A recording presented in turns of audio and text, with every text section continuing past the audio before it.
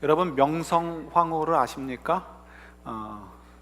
아마 조금은 들어서 아실 거예요.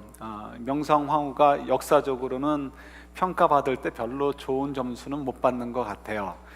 그러나 이제 저희들이 오늘 얘기하고 싶은 것은 그분의 역사적인 평가라기보다는 한 영혼으로서 가졌던 고뇌에 대해서 생각을 잠깐 해볼까 합니다. 소개를 드리려고 합니다. 이분이 시집을 갔는데 이제 왕비로 간택을 받은 거죠. 그런데 첫날 밤을 보내는데 왕이 첫날 밤에 자기 방으로 안 들어오는 거예요. 알고 보니까 이미 왕이 좋아하고 있는 여인이 있고 그 여인은 이제 궁궐에 살고 있는 어떤 부인인 거죠. 이제 왕의 처첩 해당되겠죠. 그래서 그 여인의 방으로 그냥 들어간 것입니다. 그러니까 첫날 밤부터 얼마나 자존심 상했겠어요. 굉장히 자존심이 강했던 여인으로 알려져 있습니다. 그런 상태에서 결혼 생활을 시작을 했습니다. 그러다가 시간이 가면서 어떻게 또 왕의 마음을 사로잡아서 왕과 동침을 하게 되고 아이를 낳게 됩니다. 그래서 첫째 아들을 낳았는데 그 첫째 아들이 불행하게도 5일 만에 죽게 되고 맙니다. 그러니까 마음의 상처가 엄청나게 컸겠죠.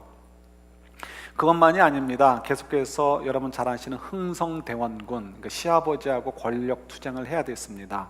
죽느냐 사느냐의 문제이죠. 그 과정에서 정말 많은 희생들이 있었습니다. 자기 오라버니, 오빠의 온 가족들이 그 옛날에 폭탄 테러에 의해서 다 죽임을 당하는 그런 일도 경험을 하게 되고요.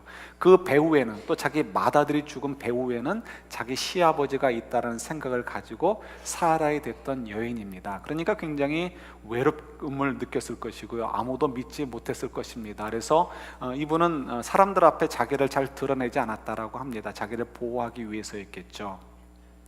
그래서 실제로도 지금도 어떤 것이 명성황후의 진짜 모습인지 정확히 모르는 것 같습니다. 이 사진이 맞는 것 같다, 이 그림이 맞는 것 같다라고 얘기하지만 그의 죽음이 미스터리한 것처럼 그분의 실제 모습도 아직은 확정되지는 않은 것 같습니다. 그분의 죽음에 대해서도 저희들이 알고 있는 것이 있죠. 일본인 낭인들에 의해서 죽임을 당하게 됩니다. 일본인 낭인들만 관여된 게 아니고요, 조선 군인들도 관여돼 있고 그 배후에는 흥성대원군이 있는 것으로 알려져 있습니다.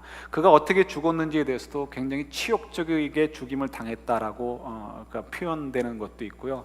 아니면 나는 조선의 국모다 하면서 당당하게 죽었다라는 이야기도 있습니다. 어느 것이 정답인지 모릅니다. 다 미스터리한 거죠. 자, 어쨌든 간에 이런 여인의 삶 얼마나 외롭고 힘든 삶이었겠습니까? 그래서 명성황후라는 그 노래가 있지 않습니까? 그 OST에 아니면 그 오페라에 나오는 곡인지 모르지만 너무 좋은 곡이 있죠. 그래서 조수미 씨가 부른 곡인데 이 노래는 저도 참 너무 좋아하는 노래이기도 합니다. 그래서 제 이렇게 컴퓨터에도 집어넣고 종종 듣기도 합니다. 가사 가운데 이런 것이 있어요. 문득 새벽을 알리는 그 바람 하나가 지나가거든. 그러니까 밤새 지금 고민하고 있는 거예요. 잠 못 자고 있는데 그저 한숨 쉬듯 물어볼까요? 난 왜 살고 있는지.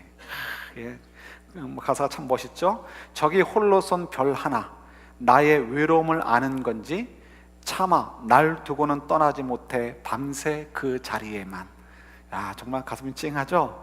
그 다음에 이분이 하는 얘기가 있죠. 나는 왜 살고 있는지 모르겠다는 거예요. 후렴구에 이 삶이 다하고 나야 알 텐데 내가 이 세상을 다녀간 그 이유를. 공감이 되지 않으셔요? 우리 나가수에서 이거를 방영할 때 박정현 씨인가요? 우리 동포죠. 2세인데 그 박정현 씨가 한국 나가서 유명해졌잖아요. 그분이 노래를 부를 때 이 청중들의 이렇게 모습을 카메라로 보여주는데 정말 많은 사람들이 눈물을 주르르 흘리고 있더라고요. 뭐야? 다 공감한다는 거예요. 그죠? 여러분들은 어떻습니까? 우리들 마음속에도 이런 생각이 있을지 모르겠어요. 외롭다. 내가 사는 이유를 모르겠다. 또 이런 것만이 아니죠. 이걸 조금 더 확대한다면 내가 할 수만 있다면 과거로 돌아가서 20년 전, 30년 전으로 돌아가서 살았으면 좋을 텐데, 그러면 이런 것들 인생의 어떤 오점들을 좀 피해갈 수 있었을 텐데, 지금의 신앙과 지금의 지혜로라면 좀 바뀔 텐데, 그죠? 애플 주식이 이렇게 올라갈 줄 알았으면 13불 할 때 왕창 사두는 건데, 이런 것도 포함해서 그렇지 않습니까?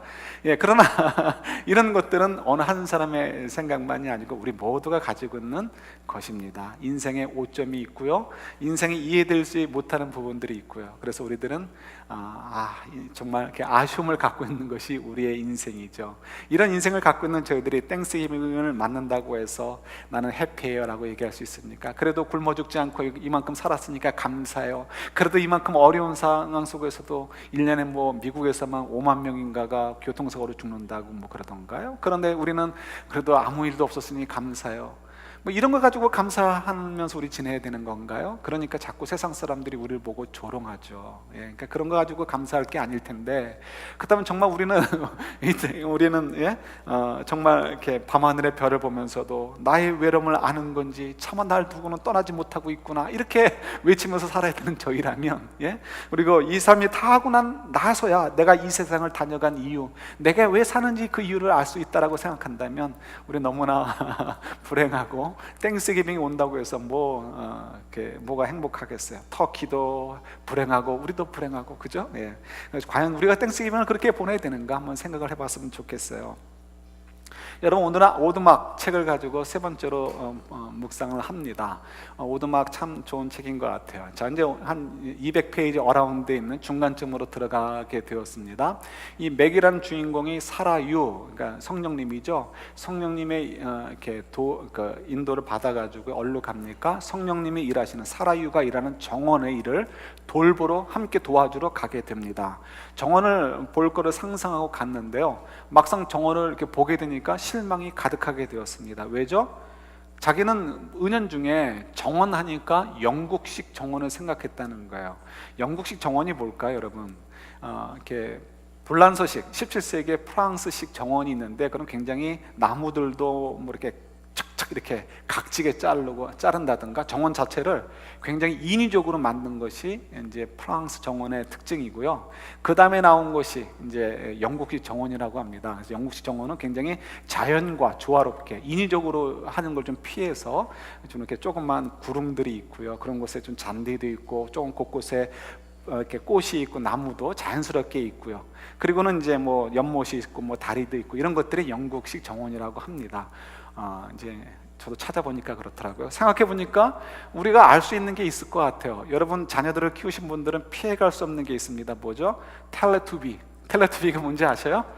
모르시나 보네. 텔레투비를 한번 나중에 찾아보시면, 텔레투비 보면은 괴상하게 생긴 애들 4명이 나오는데 애들이 너무 좋아요. 근데 그 괴상하게 생긴 4명이 노는 곳이 영국식 정원인 것 같아요. 이렇게 구릉들이 있고 잔디들이 있고, 그리고 이제 꽃이 종종 있고, 그러나 그것이 자연스럽게 가꾸어진 정원인 거예요. 그래서 언젠가 사람의 손에 의해서 정리된, 말끔하게 정리된 그런 정원인 거죠. 이 맥은 사라유, 성령께서 관리하시는 정원이니까 정말 아름답게 잘 관리된 정원일 거라고 생각을 하고 갔습니다. 근데 겉에서 딱 보는 순간 어떻게 해요? 깜짝 놀라고 실망을 한 거예요. 왜요? 그 정원이 그야말로 그냥 어떻게 보면 방치된 정원처럼요, 정말 사람의 손이 가지 않은 것처럼, 이건 뭐 그야말로 그냥 뭐 난리인 거죠. 어디에는 뭐 그냥 풀이 자라고, 어디에는 그냥 이름 모를 이렇게 꽃들이 자라고, 어디에는 뭐 약초 같은 게 자라고, 허브 이런 게 자라고요. 뭐 도대체 뭐 그냥 우왕좌왕한 거예요. 그러면서도 이상하게 굉장히 아름답게 보이는 거예요. 그래서 이제 여기 이 책에 보면 굉장히 어려운 말이 나오는데요. 이렇게 갑자기 단어가 생각이 안 나요. 차원 분열 도형이라는 말을 처음 들어가지고 찾아봤는데 잘 이해를 못 하겠어요. 그야말로 좀 굉장히 좀 추상적이고요. 뭐 이렇게 은하수의 사진 같은 걸 쭉 줌 아웃 해가지고 봤을 때 보는 것처럼 어떻게 보면 굉장히 뭐 그냥 무분별하고 뭐 이렇게 그 질서도 없어 보이는 것 같은데요, 사실 들어가 보면 굉장히 그 속에서는 여러 가지 그 것들이 혼합돼 가지고 이렇게 반복이 되어지고 어떤 틀에 의해서 움직이는 것, 그래서 아름다운 이렇게 이 모양을 만드는 것이 차원 분열 도형입니다. 그래서 좀 더 쉽게 생각하면 이렇게 생각하면 좋을 것 같아요. 저희는 맨날 보는 것이 모나리자예요. 맨날 보는 것이 이렇게 자주간 그런 사실적인 묘사를 그리는 어떤 뭐 모네의 그림이든지 르누아르의 그림이든지 그런 그림이에요. 그런 그림만 보던 사람이 이 누구죠? 샤갈이나 아니면 또 누구예요? 피카소의 그림을 보면 어떨까요? 이게 그림이야? 이렇게 하지 않겠습니까? 그죠? 그런 그림을 갖다 버릴 거예요. 그러나 그 그림이 몇천억 하는 한 점당 몇천억, 그것도 계산할 수 없는 돈이다라고 한다면 그걸 어떻게 생각하겠습니까? 역시 뭔가 달라, 이렇게 달라지겠죠. 그러니까 저희들이 지금 이 차원 분열 도형, 그래서 우리가 좀 이해하기 좀 어렵지만 어떻게 보면 굉장히 무질서한 것 같고 아무것도 뭐 관리가 안 된 것처럼 보이지만 사실은 좀 더 이렇게 보게 되면 그 속에서도 굉장히 자유로움이 있지만 그 안에서도 질서가 있고 그 안에서 자유롭게 그 이렇게 아름다움을 향해서 그 목적을 향해서 흘러가는 그 그림을 보고 또 그런 정원을 본다면 정말 아름답구나 하는 것을 저희들이 좀 더 이해할 수 있겠죠. 자, 그런데 어쨌든 간에 지금 이 맥의 입장에서 그 정원을 보면서 정말 아름답다라는 생각이 들면서도 엉망이다라는 생각을 갖게 됩니다. 근데 조금 더 이 인사이드로 들어가니까 그런 것이 더 느껴지는 거예요. 왜요? 하면서 일을 하는데 그 정원에서 정말 어이없는 일이 벌어지는 것입니다. 그 책에 보면 그 정원의 크기가 1에이커가 조금 안 될 거라고 표현되어 있어요. 그 사이즈를 기억하시기 너무 좋은 게 있습니다. 뭐냐면 저희 교회 이 땅 전체가 1에이커가 조금 되지 않아요. 그러니까 우리 교회 전체의 크기를 생각하시면 돼요. 이만한 크기의 정원이구나. 그런데 저기 놀이터쯤 되는 조그만 한 부분의 정원이 또 있는 거예요. 한 부분이에요. 근데 이 부분엔 너무너무 아름다운 꽃들이 너무 정렬 있게 잘 이렇게 심어져서 가꾸어져 있습니다. 너무너무 아름다운 거예요. 그래서 주변의 것들과 이렇게 뭐 대립이 되지도 않고 전체 정원을 빛내주는 것 같고요. 너무 소중하게 여겨지는 거죠. 그런데 사라유가 맥을 데리고 그곳으로 가서는 느닷없이 얘기하는 게 뭐죠? 이 정원을 다 잘라버리겠다는 거예요. 다 엎어버리고 새로운 씨를 뿌려서 새로운 것을 기르겠다는 것입니다. 맥의 입장에서는 이해가 안 되는 거예요. 가장 아름다워 보이는 이것을 왜 다 엎어버리고 새로운 것을 심으려고 할까? 그러니까 이 맥의 입장에서 이 정원이 정말 더 이해되지 않는 것이죠. 그래서 이제 사라유에게 얘기하는 거죠. 혼잣말로 하는데 사라유가 알아들은 거죠. 야, 진짜 엉망이다. 아름답긴 아름다운데 엉망이다 이거죠. 자기 생각으로 이해가 안 되는 거죠. 맨날 모나리자만 보는 사람이 이 피카소나 샤갈의 그림을 이해할 수 없는 것과 마찬가지인 거죠. 그래서 이렇게 그런 얘기를 할 때 사라유가 이제 질문을 합니다. 뭐라고 질문을 하죠? 그러면 네가 생각할 때 좋은 것과 나쁜 것의 기준은 뭐냐 이렇게 묻습니다. 도대체 뭐가 좋은 거고 뭐가 나쁜 거니? 여러분들은 어떻게 생각하십니까? 맥은 우리가 똑같죠. 얘기를 합니다.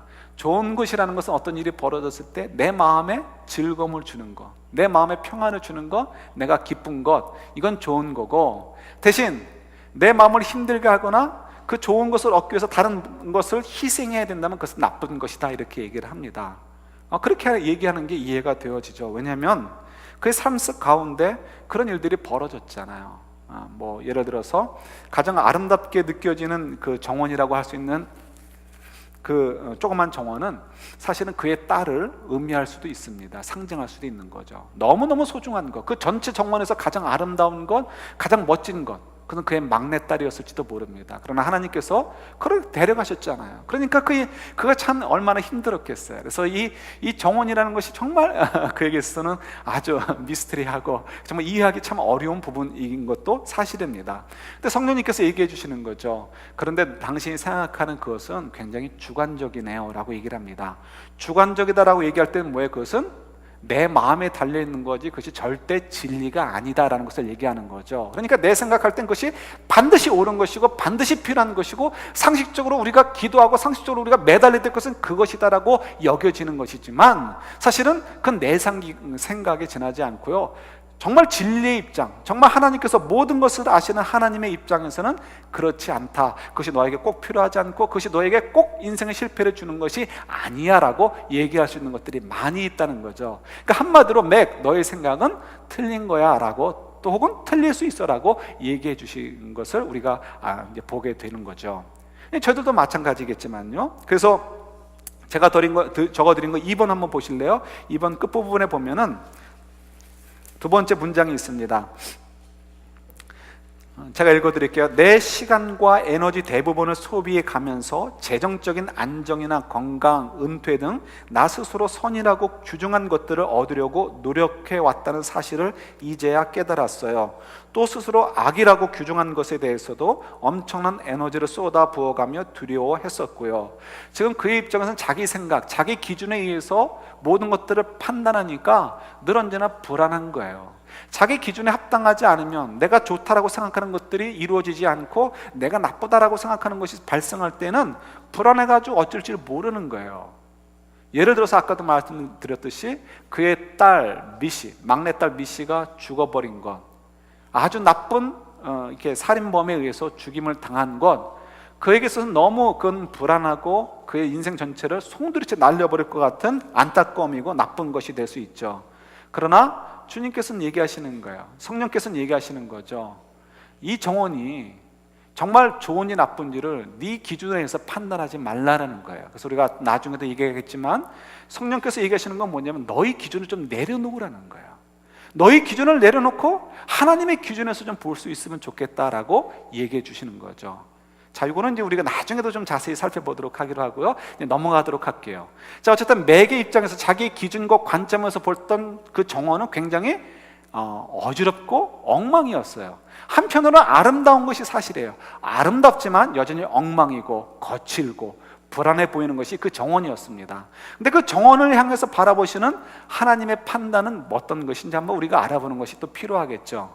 맥이 사라유를 도와서 그 정원을 가꾸는 일을 할 때 파파, 하나님이죠. 하나님, 아빠 하나님께서 오셨어요. 그 하나님께서 오셔가지고 맥에게 고맙다라고 얘기하시면서 칭찬하시죠. 사라유를 잘 도와줘서 고마워, 이렇게 칭찬을 합니다. 그랬더니 이 맥이 하는 얘기가 걸작이죠. 제가 한 게 있나요? 아직도 엉망인데요, 이렇게 얘기를 합니다. 그랬더니 이제 사라유와 이제 파파, 하나님과 성령님이 서로 눈을 마주치면서 웃으시는 거죠. 비웃는 것이 아니고 뭐예요? 아이고, 네가 아직 이 보배를 모르는구나 하면서 이제 이렇게 너그러운 마음으로 웃으시는 거죠. 너 이제 조금 있으면 깨달을 텐데 이 정원이 얼마나 아름다운지 네가 아직 몰라서 그래 하면서 이제 웃으시는 거죠. 그러면서 이제 얘기를 해주십니다. 뭐냐면 지금 이 보이는 이 혼란스러운 것들이 있고 여전히 아직 거치는 면이 있지만 사실은 이것이 얼마나 아름다운지 모른단다 하시면서 하시는 얘기가 있어요. 사실 이 정원이 뭐라고요? 너의 영혼이란다 얘기를 해줍니다. 영혼이라는 것은 인생과 떨어질 수 없죠. 그러니까 영혼이라는 것은 인생이라고 보셔도 좋을 것 같아요. 너의 영혼이고 너의 인생이라는 거예요. 그가 깜짝 놀라는 거죠. 내가 볼 때는 너무 혼란스러워 보이고 거칠어 보이고 지저분해 보이고 질서도 없어 보이는데, 그러나 또 사실 한편으로 아름다워 보이는 건 사실이에요. 그런데 이것이 나의 영혼이라고 얘기하시면서 주님께서 계속해서, 성령께서 계속해서 얘기하시는 것은 이거죠. 하나님께서 계속해서 얘기하시는 말씀은 지금 이것이 볼 때는 좀 이렇게 거칠어 보이지만 사실 이것은 굉장히 아름다운 정원이고, 그리고 완벽한 물 향해서 지금 나아가고 있는 정원이라는 거예요.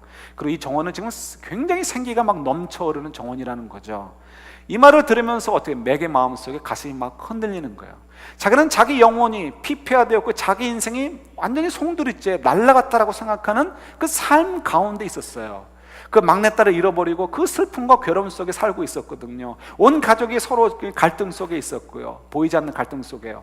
그런데 지금 주님께서 얘기하시는 것, 하나님께서 말씀하시는 건 뭐예요? 이 정원, 너의 영혼이라는 정원, 너의 인생이라는 정원은 비록 거칠고 아직은 좀 이렇게 어지러워 보이는 부분이 있어도 사실은 완벽하게 아름답고 또 더 완벽하게 아름다운 그 수준으로 계속해서 가꾸어지고 자라가고 있다라고 얘기를 해주시는 거예요. 너무너무 아름답다라고 하나님이 인정해 주고 계시는 거예요. 그러니까 그가 정말 마음속에 막 이 굉장한 도전과 갈등을 가져오게 되는 거죠. 물론 우리가 지난주에 묵상했듯이 그런 이미 하나님과의 만남을 통해서 하나님의 그 완전한 사랑에 대해서 조금은 이해하고 있었어요. 그러니까 그것이 연결되어지면서 내 인생이 정말 다른 것이구나, 내 생각과 내 기준과 내 판단과 다르구나 하는 것을 발견할 수 있게 되는 거죠. 거기다가 뭐라고 얘기하십니까? 성령께서는 이 아름다운 이 정원이 너무너무 아름답다라고 얘기하실 뿐만 아니라 그 정원에 누가 계시는 거예요? 파파, 하나님께서 지금 함께 가고 계시는 거예요.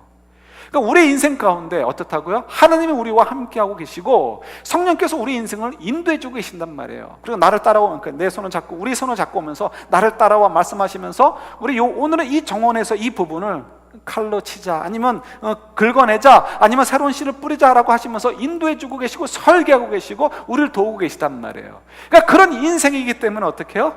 이 인생은 아름다운 인생이고 그 하나님께서 이 인생은 정말 아름답다라고 얘기하시고 완전한 완벽한 그 아름다움을 향해서 가고 있는 것이기 때문에 좀 어떻게 우리 스스로 자부심을 가져도 된다라고 말씀하고 계시는 거예요. 자, 여러분, 이것이 이제 오두막에서 얘기하는 인생에 대한 이야기고 영혼에 대한 이야기입니다. 여러분들은 어떻게 생각하십니까? 우리들의 마음속엔 여전히 오점이 있어가지고요, 인생 오점이 있어서 돌아가고 싶고 나는 왜 사는가, 아니면 나의 삶의 그 오점들 때문에 내 영혼이, 내 인생이 다 망가진 것처럼 느껴질 수 있어요. 그러나 여러분, 그렇지 않다는 요 오두막 저자의 이야기에 좀 여러분 귀 기울이실 것이 필요합니다. 그것이 정말 주님의 메시지인 것 같아요. 저도 이야기가 참 어려웠습니다. 어려웠어요. 정말 내 인생이 그럴까? 저도 여전히 한 30년 전 혹은 하다못해 20년 전으로만 돌아가도 좋겠다라는 생각을 갖고 있어요. 그러면 좀 더 지금의 그러니까 영적인 성숙을 가지고 간다면 훨씬 정말 좋은 삶을 살 수 있지 않을까, 이런 생각을 가져보죠. 주님 앞에서 좀 더 부끄러운 일들을 피해갈 수 있고요. 그러나 제 아내가 한 이야기를 잊지 않죠. 어떻게 장담할 수 있냐고. 예, 맞습니다. 예, 맞아요. 혹은 또 이 여러 가지 생각할 수 있죠. 우리가 내가 왜 사는지 모르겠다는 생각도 들 수도 있고요. 그런데 여러분, 우리 인생은 그런 인생이 아니라는 것을 좀 잘 묵상하시는 것이 필요해요. 제가 어렸을 때 경험이 있습니다. 어떤 생각이 있냐면요, 초등학교 2학년 때입니다. 정확히 기억을 해요. 이제 새로 전학을 갔습니다. 새로 전학을 갔는데 그 학교에는, 전학을 간 학교에는 저희 그 교회 사이즈 정도, 조금 작거나 그 정도 사이즈의 텃밭이 있었습니다. 근데 이제 그 텃밭을 이렇게 선생님들이 이제 텃밭에다가 이렇게 상추 같은 걸 심어서 따서 이제 점심 때 이제 잡수시고 그러셨던 것 같아요. 그래서 언젠가 하루는 조회를 하는데 텃밭에 들어가서 장난치지 말라 이거죠. 누가 좀 밟은 것 같아요. 그래서 이제 이번에 걸리면 혼난다, 이렇게 이제 선생님이 얘기를 해주셨습니다. 그날 마침 그날 이제 준비물을 있었는데 준비물을 가져오지 않은 친구가 있었습니다. 근데 그 친구는 바로 학교 뒷문 쪽에 사는 친구였어요. 그래서 약속하기를 이렇게 쉬는 시간에 뛰어서 갔다 오자. 우리 생각에는 우리가 빨리 뛴다고 생각을 했고요, 얼마든지 갔다 온다고 생각을 했어요. 쉬는 시간 땡 하자마자 뛰기 시작을 했습니다. 정문으로 나가서 돌아가지고 뒤쪽으로 가서 집으로 갔습니다. 집에 가서 그 이제 친구의 그 물건을 들고서 시계를 보니까 이게 돌아갈 시간이 안 돼요. 그래서 늦었구나 저는 생각을 하는데, 이 친구가 얘기합니다. 이 뒷문으로 가는 데가 있다는 거예요. 거기 이제 철조망이 있었고, 담이 아니고 철조망이 있었는데요, 그 철조망을 살짝 지나서 들어와서 텃밭으로 들어오면 바로 교실이 있었거든요. 문제 없다는 거예요. 저는 사실은 선생님이 한 얘기도 있고 그러니까 글로 가고 싶지 않았어요. 그런데 그 아이는, 그 친구는 그 동네 사니까 거기를 얼마나 많이 왔다 갔다 했겠어요. 매일 글로 출퇴근했겠죠. 등하교를 했겠죠. 그러니까 괜찮다는 거라면서 글로 가자고 합니다. 보니까 아무도 없어요. 그래서 옳거니 잘됐다고는 철조망을 쳐서 막 뛰는데, 보니까 한쪽 구석에서 두 분의 선생님이 쭈그려 앉아서 채소를 가꾸고 있었던 거예요. 그러니까 앉아 있으니까 안 보였던 거예요. 급한 마음에 선생님들이 이놈 하면서 이제 혼을 내시면서, 너희들 아침에 조회 때 뭐라고 얘기해서 선생님이 하면서 이제 이게 이제 호통을 치십니다. 그래서 빨리 교실로 들어가라고. 그 순간에 제 마음속에 어떤 생각이 들었냐면요, 나는 이제 죽었구나 하는 생각이 드는 거예요. 그러니까 항상 이제 부모님한테 혼나는 거 외에는 다른 사람한테 혼난 일이 없었잖아요. 거기다가 어렸을 때 초등학교 2학년짜리한테 선생님은 어떻습니까? 이건 아버지 위에 할아버지 위에 거의 하나님 수준에 있는 것이 선생님이잖아요. 근데 선생님 말을 어겨서 걸렸단 말이에요. 그러니까 난 이제 죽었구나, 어떻게 죽는지 모르지만 죽었구나 이런 생각을 가진 거예요. 근데 들어갔는데 아무 일이 벌어지지 않았어요. 그리고 끝나버리고 말았습니다. 그러나 어렸을 때는 그 굉장히 큰 일이었죠. 여러분, 어떻게 보면 저희들의 인생 가운데, 오점 가운데는 우리가 책임져야 되는 부분이 분명히 있습니다. 그래서 다윗의 인생을 봐도요, 그가 밧세바의 사건 이후에 얼마나 호된 그런 신고식이라고 해야 되나요? 하나님의 그 징계를 받습니까? 그러나 어떻게 보면 우리가 사실 조금 한 발짝 물러나서 저희 인생을 크게 보는 것이 필요합니다. 크게 필요해 보면은, 사실은 다윗이 그렇게 고생했던 밧세바의 사건조차도 마치 제가 어렸을 때 학교 텃밭을 지나가는 것처럼, 그 아무것도 아니라는 것은 아니에요. 아무것도 아닌 것은 아니에요. 책임을 져야 될 부분이 있지만 우리 인생 전체를 송두리째 이건 틀려먹은 정원이야 라고 할 만큼 절대적인 것은 아니라는 거예요. 이것을 저희들이 이해하는 것이 굉장히 필요합니다. 이거 참 우리가 어려워요. 어렵지만 우리가 정말 오두막의 책을 통해서 좀 도전을 받으면서 우리가 좀 이해하지 못했던 부분을 좀 잘 묵상하는 것이 필요할 것 같아요. 마침 이것을 고민할 때 우리 이 본문 마가복음, 저희들이 묵상하는 이 마가복음 가운데 참 아주 좋은 샘플이 튀어나왔어요. 누구냐면 아리마대 요셉이라는 사람입니다.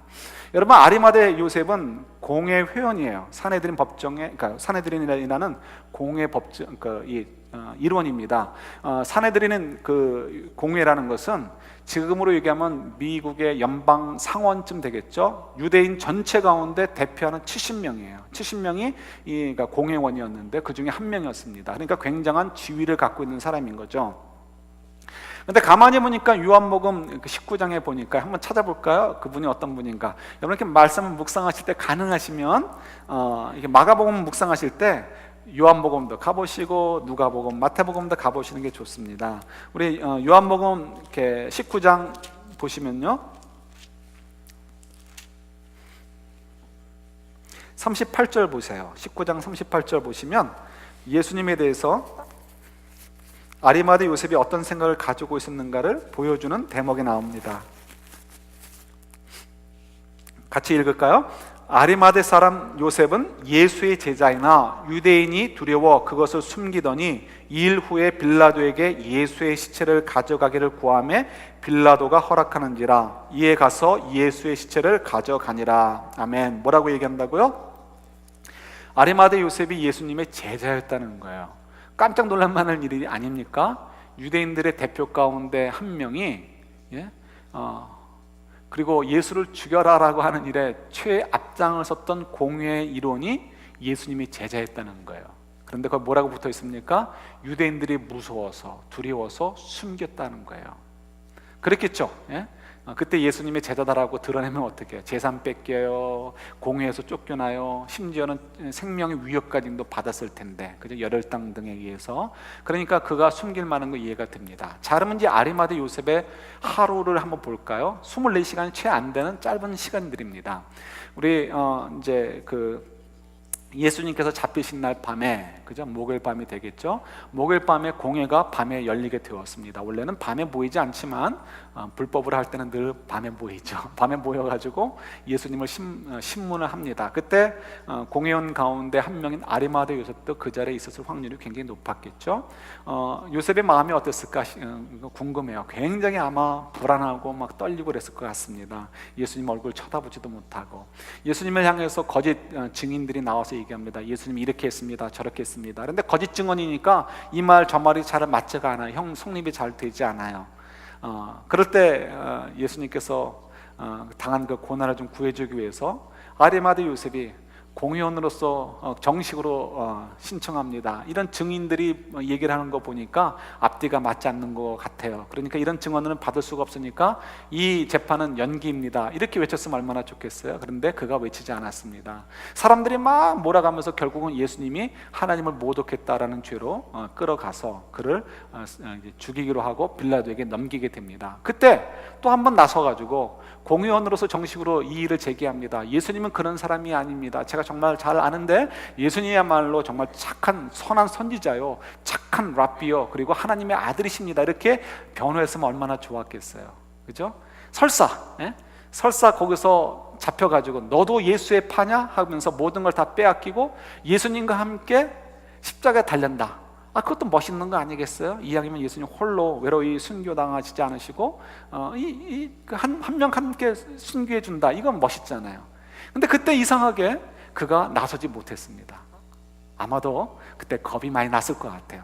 내가 나선들 뭐가 바뀔 것이 있겠는가, 이런 생각을 가질 수도 있을 것이고요. 자, 이건 이제 이렇게 한번 우리가 접어두고 가는 거예요. 그 다음에 이제 금요일 날 24시가 지나지도 않은 거예요. 얼마 되지 않아서 예수님께서 십자가에 달리시게 되고요. 오후 3시에 이제 모든 것이 끝나게 되어지죠. 그리고 해가 떨어지기 전에 어떻게 해요? 아리마대 요셉이 빌라도로 찾아가서 시체를 받아가지고, 오늘 본문 가운데 뭐라고요? 당돌하게 그렇게 표현이 되어 있죠. 당돌하게. 이건 좀 그야말로 요구할 수 없는 것을 요구했다는 거예요. 요구를 왜 할 수 없을까요? 그 요구한다는 것은 나는 예수의 제자다라는 것을 드러내는 것과 마찬가지인 거예요. 왜냐하면 당시에 로마 사람들의 법에 의하면 십자가 처형을 당한 사람은 장례를 치러주지 않았습니다. 그런데 유대인들의 경우는 많은 경우에 장례를 치르기도 했습니다. 물론 아주 극악한 거, 하나님을 모독한 죄, 아주 극한 경우에는 장례를 치르지 않기도 했지만, 그러나 일반적으로 장례를 치러주도록 합니다. 그런데 이제 지금 여러분 보세요. 지금 이게 전 국민들이 막 나서가지고 예수를 죽여라는 사건이었어요. 근데 그 상황에서 예수님의 시체를 달라, 이건 정말 당돌한 거죠. 모든 걸 다 내려놓을 수밖에 없는 상황입니다. 분명히 사람들이 귀에 들어갈 것이고 그를 갖다가 처형할 상황까지 올지도 몰라요. 그럼에도 불구하고 이 아리마대 요셉이 이번엔 용기를 내서 빌라도에 가서 얘기를 하고 결국 시체를 받아서 장례를 치르게 됩니다. 어떻게 요 하루도 안 되는 그 사이에, 24시간도 안 되는 사이에 이 모든 일들이 벌어질 수 있을까요? 한 번은 예수님이 살아있는 동안에도 무서워가지고 끽소리도 못했던 아리마대 요셉이 정작 예수님이 돌아가신 다음에는 나서가지고 그 문제를 해결하려고 했을까요? 거기에는 우리가 좀 상상력이 필요한 것 같아요. 제 상상력을 펼쳐볼 때는 하나님의 개입이 있었을 것이라고 생각이 듭니다. 자, 첫날 밤으로 가는 거에 다시 공회로 돌아간다면 아마도 아리마대 요셉은 나서서 내가 죽으면 죽는다 할지라도 한 번쯤 예수님에 대해서 변호하고 싶었을지 모르겠어요. 그러나 그걸 누가 막으셨을까요? 성령께서 막으셨을 것 같아요. 왜요? 예수님은 지금 예수님께서 가셔야 되는 길로 가고 있는 거예요. 십자가를 지셔서 우리의 모든 죄를 용서해 주시기 위해서 이 땅에 오셨고요, 그 일의 꼭지점, 최고의 클라이막스를 향해서 지금 가고 계시는 거예요.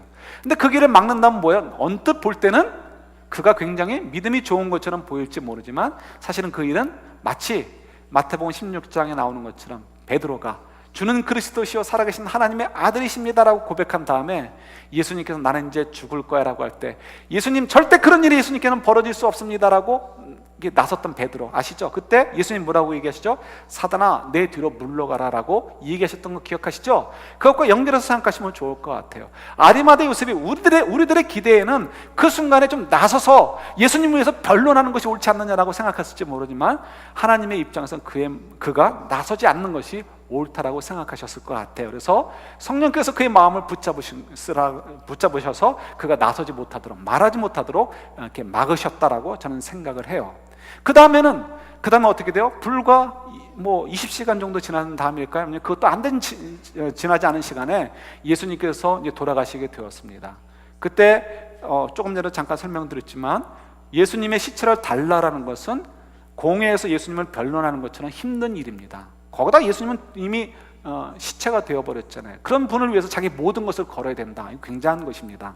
여러분, 빌라도에게 누가 찾아갔죠? 아리마대 요셉이 찾아갔어요. 총독을 아무나 만날 수 있습니까? 없습니까? 없어요. 백부장도 함부로 만나기 힘든 상황에 총독을 누가 만날 수 있어요? 그래도 사내들인 그 70명, 유대인 전체의 70명쯤 되는, 그러니까 연방 상원 의원쯤 되니까 가서 대통령 만나자고 하는 거지 누가 만날 수 있겠어요?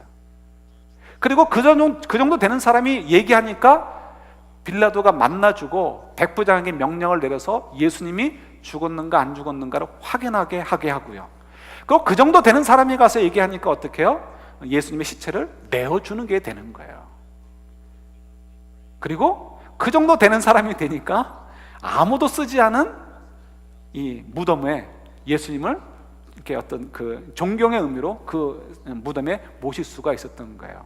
여러분, 그 무덤은 그냥 아무나 갖는 무덤이 아니고요, 이제 이 좀 부유층들이 가질 수 있는 무덤인 거예요. 왜 그러냐면 이 유대인들은 장례를 2번을 합니다. 저도 이걸 몰랐어 가지고 참 아주 옛날에 고민을 많이 했었는데, 이 유대 땅은 굉장히 부패가 빨리 되잖아요. 그래가지고 이런 바위 같은 데를 긁어가지고, 굉장히 연한 바위겠죠, 동굴을 만들어서 이제 무덤을 만드는 거예요. 그럼 그곳에다가 삼배옷을, 고급한 삼배옷을 입혀서 1년을 둡니다. 그럼 1년 동안에 다 부패가 돼가지고 뼈만 남게 돼요. 그럼 1년 후에 가서 그 뼈들을 추려가지고 영구한 이제 무덤에 묻게 되는 거죠. 그러니까 어떻게 해요? 그 무덤을 들락날락해야 되니까 문이 필요한 거예요. 그래서 구르게 하는 동그랗게 생긴 문이 있는 거고요. 그래서 이 문을 열고 들어가서 나오는 거예요. 그래서 이 무덤은 한 번 쓰면 버릴까요? 또 쓸까요? 또 쓰는 거예요. 또 쓰는 거. 근데 새 무덤이다 하는 것은 뭐예요? 아마도 아리마대 요셉이 지위가 있고 부유하니까 이건 내가 써야지 하려고 만들어 놓은 것 같아요. 근데 새 무덤인 거예요. 그런데 지금 어때? 이 새 무덤을 누구에게 양도하는 거예요? 예수님을 위해서 드리게 되는 거예요. 아리마대 요셉이니까 이렇게 하는 거죠. 삼배옷을 입히는 것도 마찬가지고요. 자, 이런 것들은 어떻게 해요? 하나님께서 보실 때 예수님이 돌아가신 다음에 예수님을 장례 치르는 위해서 누군가가 필요한 거예요. 누구를 준비해 놓으신 거예요? 아리마대 요셉을 준비해 놓으신 거예요. 그러니까 아리마대 요셉은 언제 순종하면 되는 거예요? 하나님의 때에 하나님의 뜻에 따라서 순종하면 되는 거예요. 그래서 아리마대 요셉은 그 전날 밤에는 좀 비겁해 보여도 그냥 가만히 있으면 되는 거고요, 그 다음 날에는 정말 모든 것을 빼앗기고 생명까지도 위태로운 상황에 놓였을 거예요. 그럼에도 불구하고 예수님을 위해서, 예수님이 가셔야 될 길을 위해서 성령께서 감동을 주실 때 순종하면 되는 거였어요. 어떻게 해요? 하나님께서 다 컨트롤 하신 거죠. 그러니까 이 아리마대 요셉의 입장에서 한번 생각해 보셔요. 아리마대 요셉이 아마도 당시에 주로 이제 완고했던 유대인들을 상상하시면 되잖아요. 그 유대인들 가운데서 대표격에 있는 굉장히 지위가 있는 사람이에요. 이런 사람들은 뭐가 중요합니까? 명예가 생명이에요. 명예가. 자기가 이 예수님을 부인하고 모른 척하고요, 공회에서 가만히 있다가 집에 돌아갔을 때 가족들이 그를 환영해 줬을까요? 그 사실을 알고서, 옛날에는 가장이 어떤 종교를 선택하면 그 식구 다 따라가잖아요. 그러니까 아마도 와이프나 자녀들도 예수님의 제자들이었을 거라고요. 그들이 예수님의 재판을 받은 거 알 텐데 물어봤을 거 아니에요. 재판이 어떻게 됐습니까? 당신 왜 아무 얘기도 하지 않았습니까? 원망하지 않았겠어요? 얼마나 창피했겠어요. 그때는 뭐 교회가 따로 있지는 않았지만 예수님의 제자들이 서로 얼굴을 알고 서로 만나는 뭐가 있었을 거 아니에요. 그 모임에서 그들이 이 아리마대 요셉을 보는 눈빛이 어떻겠을까요? 굉장히 경멸하고, 저 가짜 신앙인 아닌가? 우리 앞에서 폼 잡고 그러더니 그 리더십이 다 거짓말 아닌가? 이런 식으로 쳐다보지 않았겠어요? 그러니까 아마도 아리마대 요셉은 굉장히 그 자존심 때문에 괴로웠을 거예요. 그러나 그가 생각할 때 그 인생의 오점, 그래서 좀 돌이켜버리고 싶고 감추고 싶고 너무너무 괴롭고 스스로도 자기 실수를 만회하고 싶고, 그 실수 때문에 자기가 너무 괴롭지만 사실 그도 하나님의 관점에서 자기 인생을 봐야 되는 거죠. 하나님의 관점에서 본다면 뭐예요? 그것은 오점으로만 생각될 것이 아니고요, 사실은 뭐예요? 하나님의 관점에서 하나님의 때 하나님의 방법에 그가 그냥 순종하고 사용되어졌다는 것을 이해할 수 있으면 그가 굉장히 자유로워질 수 있었을 것이다 라고 저희들이 생각할 수 있는 거죠. 이거 좀 어려운 이야기지만 여러분, 저희들의 인생도 마찬가지예요. 이것이 바로 인생인 것입니다. 우리들도 생각할 수 있어요. 이런 오점들, 그것 때문에 나는 너무 괴로워요.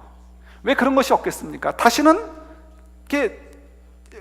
다시 담을 수 없는 엎질러진 물과 같은 그런 물이 저희들의 인생이잖아요.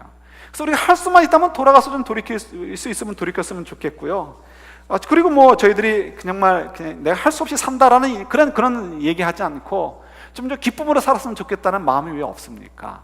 그런데 아무리 생각해도 우리 인생이란 정원, 우리 영혼이란 정원을 보면 정말 엉망진창인 것 같아요. 이렇게 지금 예쁜 꽃이 잘 어린지 되어 있잖아요. 이렇게 좀 잘 어린지 되어 있으면 얼마나 좋을까. 그런데 우리의 인생은 정말 그렇지 않은 것 같아요. 그래서 좀 이해하기도 어려운 차원, 분열, 도형 뭐 이런 식으로 우리 인생은 정말 뭔가 엉망진창인 것 같고 거칠어 보여요.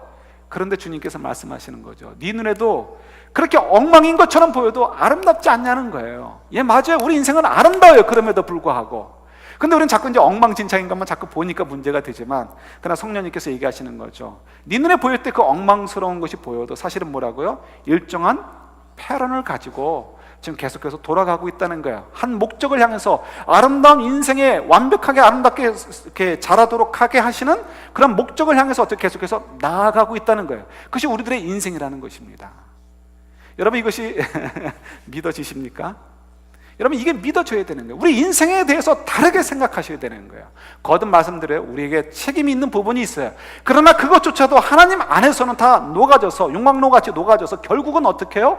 우리가 볼 때 우리가 지나온 것 속에 오점도 있고 우리 마음에 불평하는 것도 있고 정말 불만스러운 것이 있어도 결국 그 모든 것들이 합력할 선을 이루듯이 아름다운 도형을 이루면서 아름다운 완벽한 아름다움을 향해서 자유롭게 나아가고 있다는 거예요. 그것이 우리들의 인생인 거예요.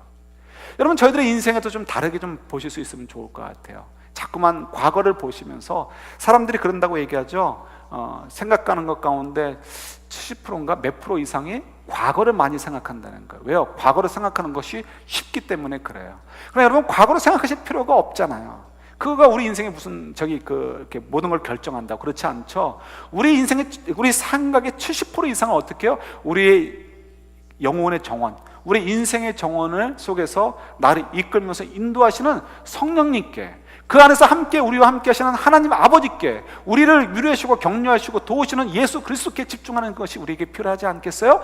그 속에서 우리 인생을 보면 내가 볼 때 내가 도대체 이민 와서 뭘 했나, 내가 괜히 이민 왔지, 이런 불평하지 않고요, 그 속에서 하나님께서 이루시는 그 아름다운 것들을 발견하게 될 것이고요, 그리고 그 속에서 우리가 다 이해하지 못해도 적어도 내 정원 안에는 하나님께서 거하시고 정말 참 아름답다라고 얘기하게 계시고, 또 더 완벽한 아름다움을 향해서 성령께서 나를 인도하고 계시는 그런 인생이다, 그런 영혼이다라는 이런 자부심과 기쁨과 감사가 저들 가운데 있었으면 좋겠습니다. 이런 감사 속에서 땡스기빙을 맞이할 수 있고, 그래서 우리 이런 인생을 좀 우리 사랑하는 자녀들과 또 믿음의 좀 자녀들에게, 좀 벗들에게 얘기해 줄 수 있는 그런 멋진 땡스기빙이 될 수 있기를 우리 주님의 이름으로 축원합니다. 아멘.